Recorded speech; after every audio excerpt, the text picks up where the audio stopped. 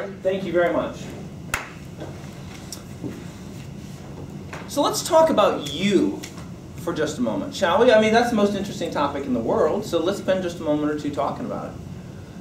You are a complex person. You have many different pieces that make you up, but let's talk about just one piece of you right now. Let's talk about your career. Can we do that? Sure. Because we all have careers, right? We've got a job, perhaps. We do not have a career. But that's okay. Let us pretend that we have a career. So let me ask you a quick question. Okay? So, what's your career plan for the next 5 years? You know, as I'm speaking to you here today, it's 2012. In 5 years, it's going to be 2017. Let us pretend for a moment that it was 2017 right now. What would you be doing? What kind of job would you be doing? Now, I apologize, because I forgot to bring the magic crystal ball, where I hold it up right now and I peer into it, and then I peer into your eyes and I say, in 5 years, this is what you're going to be doing. Sleeping under a bridge with a nice piece of cardboard. I don't have that. I can't tell you that, but the one thing I can tell you, because I know for certainty one thing, and I'm going to share that with you right now. In 5 years, the job that you're doing right now will not exist. So that's sort of grim, isn't it? Okay? Because I just told you that your job's going away. But stop. Wait a minute. Think about the job that you had. Well, okay, let's go back in time. When you were in college. So you went to college. And college arguably is where we make selections over what we want to do with our life, right? So you had a choice, right? You could have gone into accounting, or you could have gone into what you chose. Accounting or what you chose, right? Now in accounting, nothing's changed for over 2,000 years. But you didn't choose accounting, did you? You chose something else, something with a great deal more change, right? 2,000 years of no change, something that changes a lot. Well, guess what? The world's changing. Of course your job's going to change. Of course the job that you're working on is going to go away. Okay? Congratulations, Aladdin. You got your wish. So let me ask you a quick question. Do you have a career plan for the next 5 years? In fact, if I pressed you, if I insisted that you tell me what your plans are for the next 5 years, I would suspect, in more cases than not, what we would discover is that your plan for the next 5 years goes something like this. You plan on getting up in the morning. You plan on driving to the office. You plan on doing your job, to be followed by driving home and going back to bed. Right? Arguably, that's your 5-year career plan. And congratulations, I mean, it's as good as anything, right? However, I just screwed that up, right? Because I just told you your job's going away. So, obviously, you need a new plan, but we'll talk about that in just a minute. Let me ask you another question, as long as we're having this discussion. What's going to happen over the next 5 years that you can't stop from happening? Change. And you are going to become younger or older? Ponce de Leon? What do you say? You will become older over the next 5 years. Well, you know, the interesting thing is as we become older, we become a lot more sensitive to our body. You know, so what is our body? Our body's a system, a collection of multiple systems that, you know, when they work together, it works fine. When they don't work together, not so fine. As we become older, we become a little bit more interested in making sure that everything's working together. So what do? Well, we schedule a doctor's appointment once a year, right? We go in for a physical. We go in for a checkup. Just because we want the doctor to tell us if there's anything going on that we're not aware of, right? Fingers crossed, don't tell me anything, right? And what we're looking for is that he'll tell us that there's something that's not right, or he'll tell us that there's something out of whack. And if the doctor tells us, for example, that we've got a few extra pounds, what are we going to do? Maybe we'll start to exercise, right? Okay, maybe we'll change what we eat. That might be a little bit harder, but maybe we'll change that, right? Okay, always possible.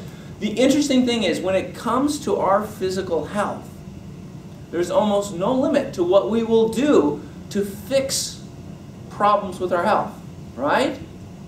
or to do things to prevent things from happening to us, right?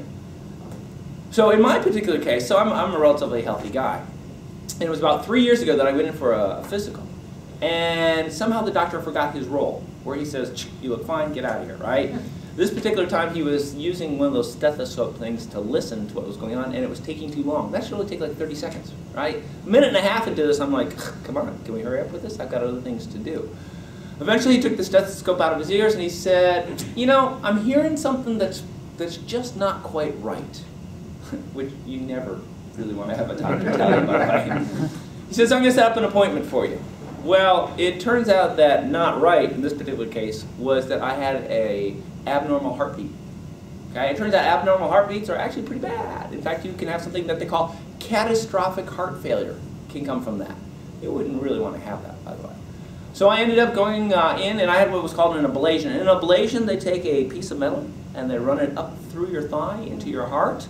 They map out your heart to figure out why it's beating incorrectly. They find the culprit, and then they burn it out. Unfortunately, you have to be conscious for this, otherwise they don't get the irregular heart pattern.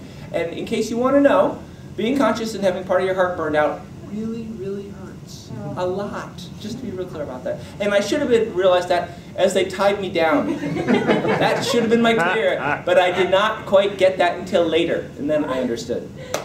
So the point of this story is to let you know we will do almost anything to improve our health, right? We will pay anything, we will do anything.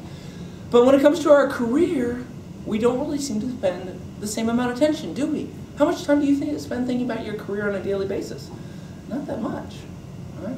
Well, what is a career? I mean, maybe that's one of our challenges. Maybe we don't quite know what a career is. Well, a career is actually a collection of a bunch of different things. So what goes into a career? Well, let's see, some general knowledge. I mean, you went to university, right? All right, so we start with some general knowledge. Add in some subject matter expertise, become good at something, right?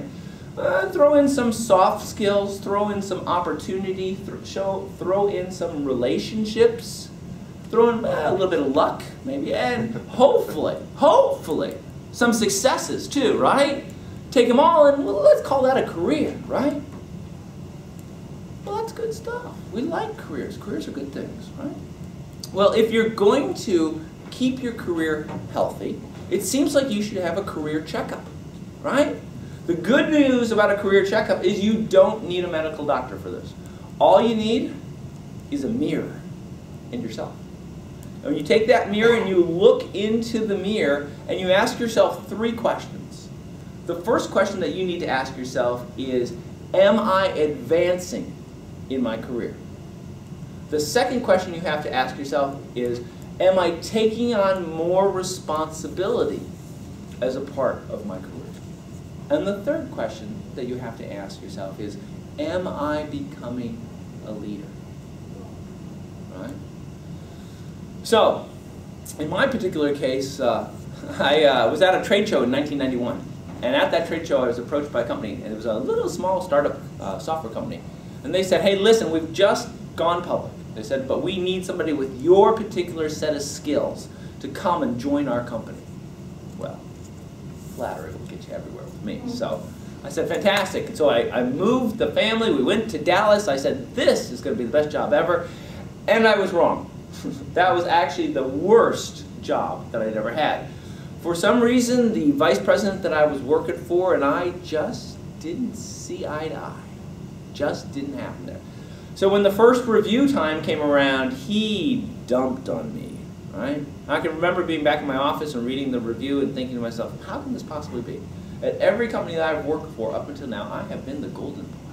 I have been the one who can do no wrong. And here, I mean, if you read this, it looks like I can't do anything right. So I had to go home that night. I had to ask myself those 3 questions. And the answer was no, no, no. Right? And 2 weeks later, I was working for a different company. Right? So when you ask yourself that same set of questions, you may not like the answer that you get. There is no career that is flawless. Right? And in fact, as we move farther and farther through our career, what we discover is that there's pitfalls and roadblocks, and as we get farther into the career, the pitfalls are deeper and the roadblocks are bigger.